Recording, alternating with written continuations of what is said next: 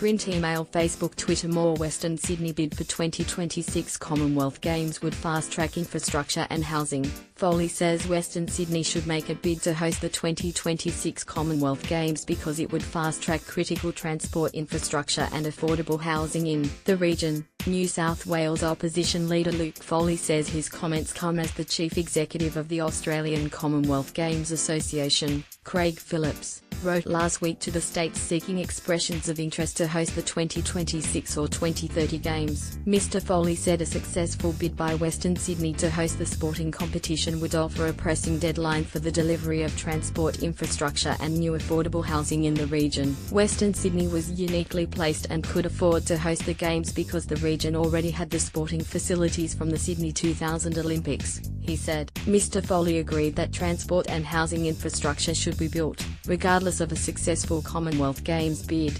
Yes, of course it should, but a clear deadline of the 2026 Commonwealth Games would get everyone's minds focused on delivering a new Western Metro rail line by then and the North-South rail line that connects to the new Western Sydney Airport, he said. He also suggested a new athletes' village could be created from upgrades to an existing large Western Sydney public housing estate. This is not the first time Western Sydney has been raised as a potential host. Last year, the Western Sydney Leadership Dialogue, WSLD, made a push to host the 2026 or 2030 Games, setting up a stitch with Victoria, which has also indicated interest in hosting the 2030 Games. At the time, NSW Premier Gladys Berejiklian said she would definitely consider supporting Western Sydney to host the competition.